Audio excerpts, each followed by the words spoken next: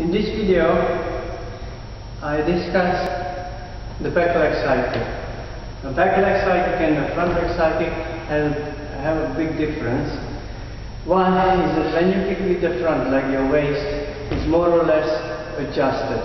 Whereas with the back leg, you have to adjust your waist.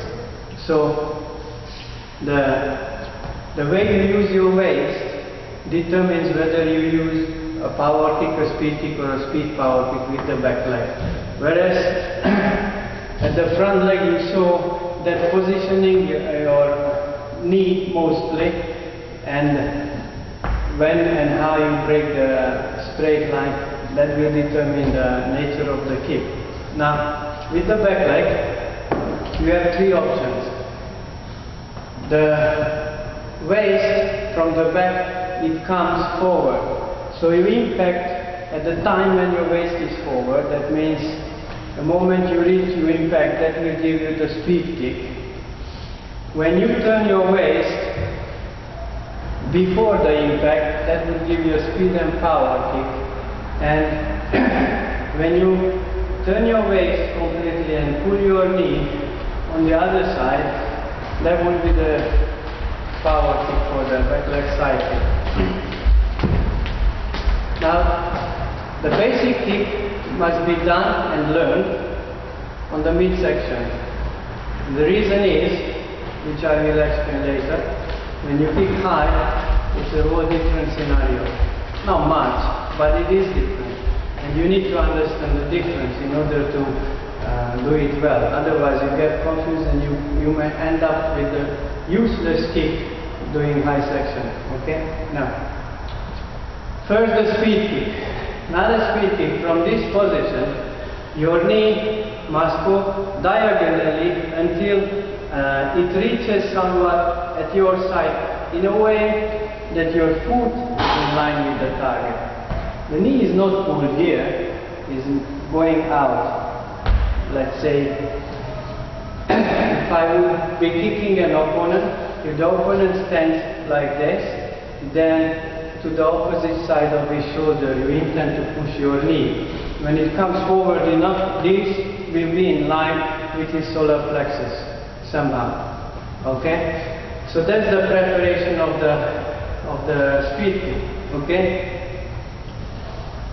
And then you can see that since the knee is out here, it is somehow the chambering is also just a part of what you could do otherwise. Okay? So the chambering is partial, and the knee chooses to go more, to go faster toward the opponent instead of breaking it into speed power kick to gain more power, right? So my advice to you is, when you raise your knee in a forward kind of kicking, always raise up the other side of the shoulder same time. Then you have a good position, because if you raise this shoulder, your power and your body weight will go back. Okay? So here it goes. 1, 2. Okay? When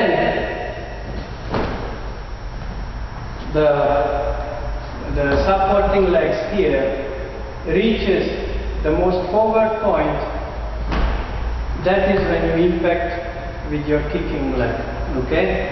So that means the heel, the waist, and this ankle stops at the same time. Okay? There is no delay between the kick and the positioning of the waist. This is the speed kick. Now, when you do midsection, it's advisable to have a very little power angle. Yeah? From here you will be losing control of the target, sight of the target, and then you will be taking your power in a different direction other than toward your opponent. Okay? You also have a choice. You see, the waist doesn't bend very well toward the shoulder. But since you kick low, it's acceptable if you want to kick this way. But if you twist this again so that only your waist is sideways, when the shoulder somewhat goes against, you will have a much easier method or much easier way to bend on your kick rather than away from it. Yeah? And the waist joint will not be like this side by side. It will be somehow different. This one will be more in than the other one. And that one will give you perhaps more power from the middle part of your body. Now for the speed power, it's different. For the speed power, you turn your waist first. And when the waist is turned, the leg is not on its way yet. Okay? So from this position, you see, here you feel the power accumulating here because this would be natural. This takes some strength to pull back. Okay? And if you turn with it, the kick will be lousy. So you have this twist in your body. Yeah? And this accumulates power. So this power accumulation before the impact gives you the speed and power. It has to go close to your thigh. So you have to rub the inner thighs together and pull this up. Okay? And then from here, you don't kick from here. Yeah? You pull higher and then you kick. Okay? So when you break the line, you're still pulling the knee a little bit higher. Otherwise, you will get a very old-fashioned kind of kick that mostly will be kicking or getting hooked with the opponent's elbow, and you don't really want that. Okay?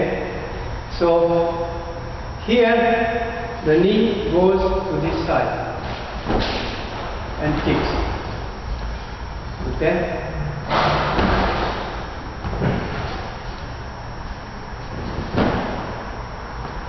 So there is a delay in the kick, you can see.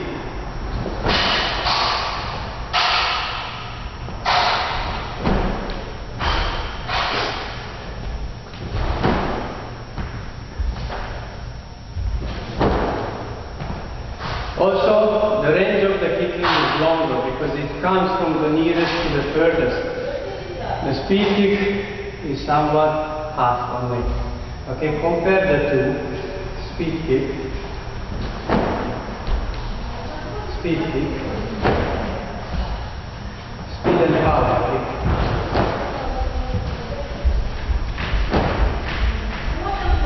Okay? So, that's the principle of the speed power kick. Now, the power kick, midsection, is somewhat understandable. You don't really want to do it high section because to do it on a mobile target is quite nonsensical. For the power kick, you need to change the position of the two weights. So that means your supporting leg turns once and then twice. And then when you do this thigh rubbing, the supporting leg turns, and that is when the knee comes behind. Okay? Don't mix up this one because that way you might never get it. Okay? So you have to rub the thigh and then push out the leg. Right? Turn and push. Here the ankle is not down, straight away pulled up to your buttocks and push down as horizontal as you can. Okay? And here you have perhaps the most difficult kick, because the leg must come